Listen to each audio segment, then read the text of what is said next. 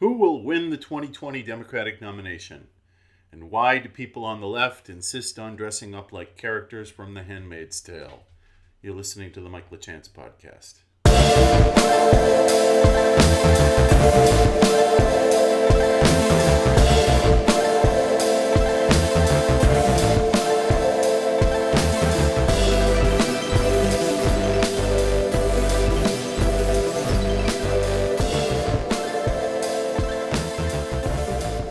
Thank you for listening. If you are listening, thank you very much and welcome back. This is the LaChance podcast.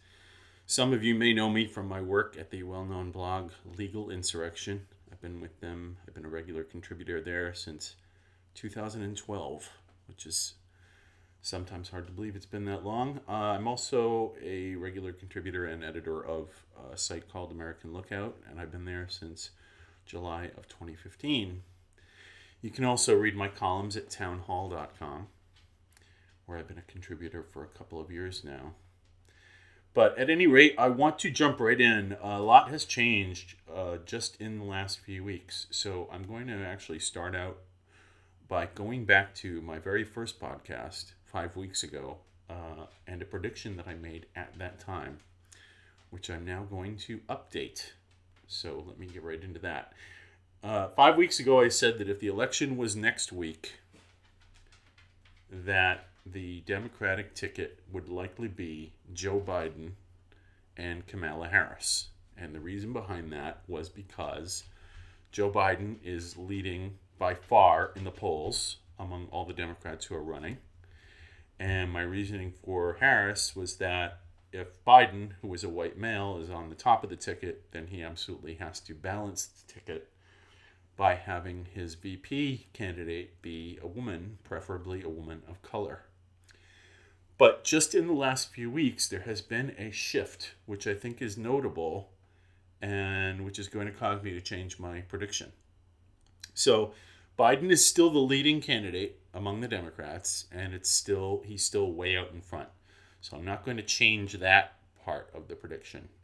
But Kamala Harris is in a downward trend right now. She's fading. She's fading from she's fading in polling, and she's just fading in terms of her presence in media. When was the last time that you saw a major story about Kamala Harris? On the other hand, one person who is rising, not only in the polls, but in terms of her media presence, is Elizabeth Warren. And what I predicted a few weeks back was that Biden probably wouldn't pick Warren as a running mate because she's damaged goods. And I still believe that to be true. I think politically she is damaged goods. And the other problem is that if Biden were to pick Warren as his running mate, he would have a woman as a running mate, but it would be an all-white ticket. And so that was my reasoning in initially saying that it would be Harris and not Warren who would get picked to be Biden's running mate. But I'm going to update that now because I think that for the left, is basically willing to suspend their own rules. They're so obsessed with beating Trump that in the end, I think that even an all-white, all-male ticket, if they thought that that was the only way they could beat Trump, I think that they would overlook their rules of intersectionality and social justice, and they would get behind it because they really only have one goal right now. And that goal is unseating Trump. They want to make Trump history. They want him to go away. They want to pretend that the 2016 election never happened. And they just want to get him out of office as quickly as possible. So because of that, because the drive for that is so strong, I'm now willing to believe that people on the left are willing to suspend their own woke rules of intersectionality as long as the end result is that the Democrat ticket beats Trump and Pence. So with that in mind, I actually could see them going for a Biden and Warren ticket if they believed that it would work. I don't think it will work. I think that a Biden-Warren ticket would fail miserably, and I think Trump and Pence would win another 4 years. But all that matters is what the left believes in this case. And in this case, I think that it's now possible. It is now possible that we could end up with a Democratic ticket in 2020 of Joe Biden and Elizabeth Warren, which would be really interesting to watch. I mean, can you imagine a debate between Mike Pence and Elizabeth Warren? That would be one of the most watched vice presidential debates ever. But let's move on. Let's talk a little bit about Biden and Warren individually, because some new stories have come up for both of them, which are going to have an effect on both of their campaigns. Starting with Joe Biden, one of the biggest problems that he is going to have is that he has been at this for so long that he's got a paper trail behind him, miles and miles long. And a lot of the things that he has done and said over the years are going to come back to haunt him. One of the things that is already coming back to haunt him is accusations of plagiarism. He was accused of plagiarism in 1988, the first time that he ran for president. And that basically sank his campaign. And a lot of people forgot about it, over the years because, again, he's been at this so long. So then when he came back around and ran again in 2008, I think that the plagiarism topic came up, but it was just sort of a blip on the radar. It didn't really register. And then, of course, Obama picked Biden to be his vice president, and that sort of insulated Biden from a lot of questions, just by virtue of him being part of Obama's team, because the media was not going to do anything that was going to jeopardize Barack Obama's chances of becoming president in 2008.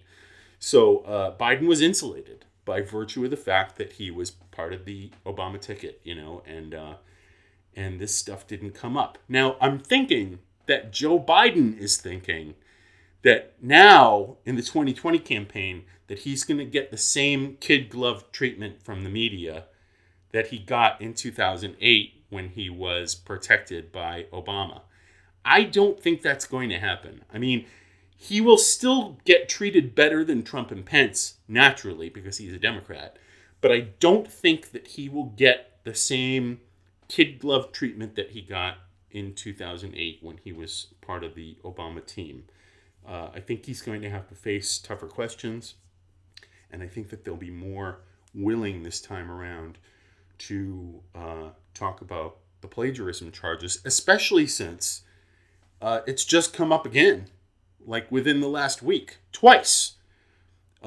He's been accused of lifting some material for a policy on the environment, where he apparently took stuff from another not campaign but another organization's materials and didn't cite them.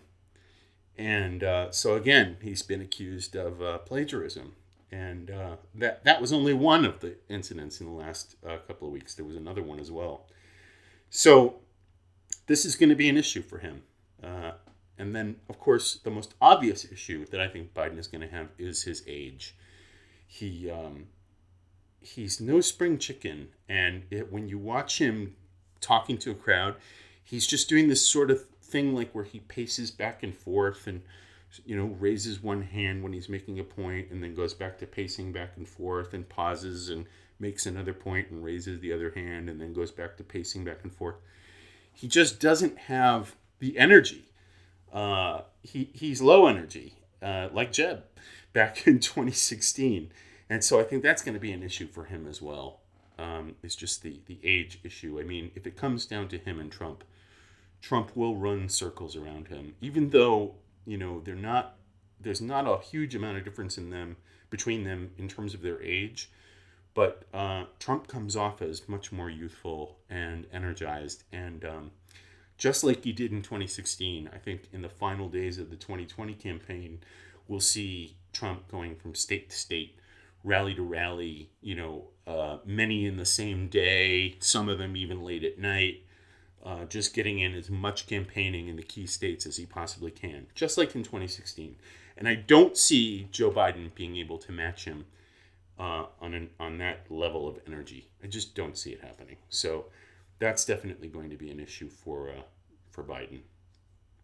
Now, looking at Elizabeth Warren, she has some of her own issues. I mean, the most obvious one, I'm not even going to get into it because it's been covered so extensively by so many people, but the Native American issue is number one because it's become sort of a defining factor for her. When you think of Elizabeth Warren, one of the first things you think of is the Native American controversy.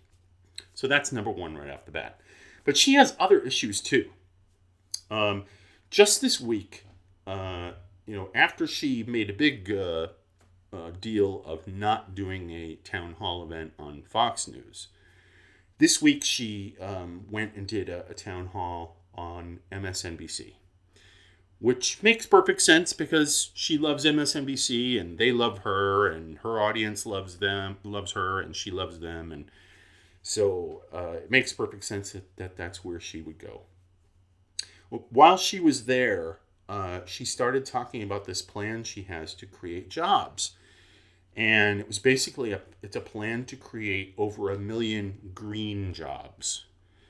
And I have some issues with this, and I think this is going to be an issue for her as well, because when you start talking about these green jobs, now, first of all, what she's talking about are essentially government jobs, not private sector jobs, number one. Number two, what does Elizabeth Warren know about creating jobs? She comes from academia and government. She's never created a job other than her own. She's been very good at creating a career for herself, but she has no record of creating jobs in the private sector. So when she starts talking about creating over 1 million jobs, the first obvious question that should be on any reporter's lips is how? And I mean that in the unironic sense, of course. The thing about this, and the thing about this whole green jobs thing, is that this has a history on the left. They've been pushing this idea of green jobs for a long time. If you think back to 2008, you may remember a guy named Van Jones. He's currently a host on CNN. Shocker. Van Jones was an activist, a far-left activist, who eventually got hired by the brand new Obama administration in 2008. And Van Jones was going to be the green jobs czar, CZAR. You remember when Obama had all those czars in the White House? Van Jones was going to be the green jobs czar, and loved talking about how he was going to create green jobs and green collar jobs. And it sounds good. To people on the left, that sounds really great. They love the sound of it. But we have yet to see it in practice. And so when I hear Elizabeth Warren talking about green jobs, my mind flashes back to 2008, and I ask myself, well, what happened to those supposed green jobs that Van Jones was going to help create? Now, Van Jones didn't last long in the Obama administration in 2008 because it came to light that he had signed some online petition which claimed that George W. Bush was behind the attacks of September 11th, which made Van Jones basically look like a 9/11 truther. And so when that came to light, it cast a really negative light on the Obama administration, which was brand new, and they didn't want that kind of bad publicity. And so seemingly overnight, Van Jones was gone. And then he went back into activism, and then eventually he sort of got into activism/journalism. And now he has a job at CNN where he sort of, shows up on various shows throughout the week. And then he has his own show on Saturday nights on CNN, which is really a perfect place for him. But anyway, that's what I think of when I think about green jobs, when Elizabeth Warren talks about them. My mind immediately races back to 2008, the first time I heard Van Jones talking about how we were going to create all these green jobs, all these green collar jobs, which never materialized and still haven't. Because it's just an idea. It's just something that sounds good to the left, but something that we have yet to actually see be delivered. So Anyway, that's enough about that. Just to recap, I think that as of now, my prediction is that if the election was next week, the Democratic ticket would be Joe Biden and Elizabeth Warren. If the election was next week, we'd be looking at a Biden-Warren ticket. And gosh, wouldn't that be a lot of fun? So that's really all I have to say on that topic at the moment. I want to get into something that I've noticed on the left regarding this obsession with The Handmaid's Tale. So give me a moment, and then we'll get into that.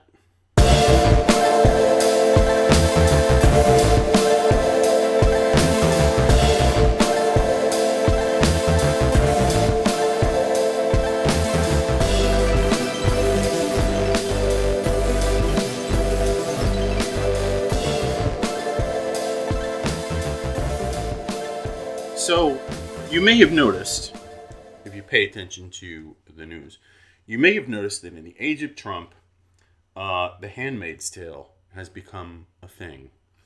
Leftists like dressing up as handmaids, these characters from The Handmaid's Tale. And for anybody who doesn't know, The Handmaid's Tale is a 1985 novel by Margaret Atwood set in a dystopian future.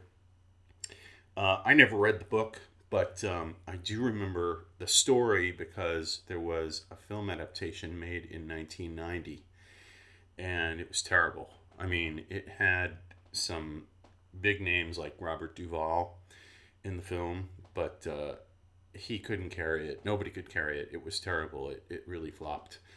And so when this sort of renewed interest in The Handmaid's Tale came out, a few years back because of this new TV series that just happened to launch after the 2016 election.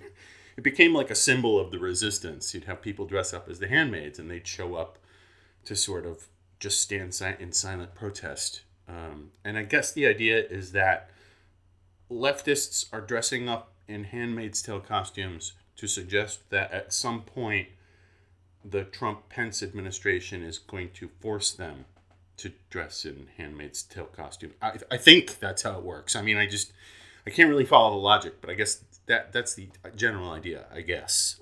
Again, I'm not completely sure. And you have to hand it to the left for one thing. They're very, very good at street theater. When it comes to costumes and narrative and story and lines and the whole thing, they can be very theatrical and very effective in this way. I'll tell you, go off on a little tangent here. In case you don't remember this, back when George W. Bush was president, in the early 2000s, there was a group called Billionaires for Bush. And it was a protest group on paper. But in reality, it was almost like a theater troupe. Because what they would do is they would show up anytime that they thought they could get press coverage, they would show up in, nice cars wearing like tuxedos and evening gowns. All the men would be decked out in tuxedos and top hats and monocles and canes. And all of the women would be wearing evening gowns and long gloves and tiaras, and they'd all be carrying champagne glasses. And the idea behind it was that they were supposed to be, people who supported Bush, because they were all billionaires. And of course, only billionaires support Republicans like George W. Bush. So they would show up and they'd put on this little show. And it was theater. So you have to give it to the left for that. And now in the age of Trump, the new street theater is the Handmaid's Tale protests. So this is like a thing. And the left is really into it.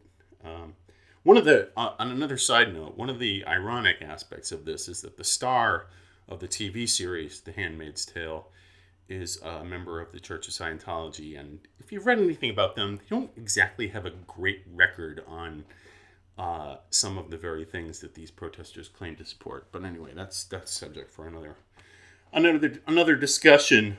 But one of the things that I find funny about this is that I don't think that The Handmaid's Tale is the best story from science fiction to illustrate where we are now. There is a much better story for our time, and that story is Harrison Bergeron. which if you've never read it, it's a 1961 short story by Kurt Vonnegut. And it's one of these stories that you can somehow miss. I managed to read it because when I was a senior in high school, the spring of my senior year, I had to pick an elective. I had one course left to pick, and I really didn't know what to take because I kind of already fulfilled all my course requirements. So it was up to me. I could just pick whatever I wanted. And so I picked a course in science fiction and fantasy, which ended up being one of the best decisions I ever made in high school because I ended up reading a lot of great stories that I have remembered to this day. And one of them was Harrison Bergeron by Kurt Vonnegut. And it's a story about this guy, the title character, Harrison Bergeron. And it's set in a dystopian future where the government forces everyone to be equal. Sound familiar? And the way that the government achieves this goal is by assigning people what are called handicaps. So if you're too attractive, you're forced to alter your appearance in some way. Maybe you're forced to wear a mask, or you're forced to wear something that distorts your appearance to make yourself uglier. You know, if you're too high, you have to be brought down to the same level as everyone else. So if you're a person who's very strong, or you're a talented athlete, then you may be forced to carry weights on your body to again, if you're stronger than everyone else, you have to be brought down to the same level of equality to make everyone the same. It's a social justice warrior's dream come true. And the person who assigns these handicaps to each individual and sort of overruns this government program is a bureaucrat called the Handicapper General. And Harrison Bergeron is a young man who's handsome and smart and talented. And so as a result, he's got lots and lots of handicaps. And the story is about him and his family and how they deal with this. And Harrison Bergeron. I'm not going to tell you too much about this because I think it's a story that you should go in knowing not too much about it. And I urge you to read it. You can probably find it online. I mean, I'm sure it's on, if you have like a Kindle or anything like that, I'm sure you could find it. But it's, I think it's a story that better reflects where we are right now, especially if you look at college campuses where everything, the narrative, the constant narrative is that everything must be fair. Everything must be equal. Not equality of opportunity, but equality of outcome, which is worlds apart and not the same thing at all.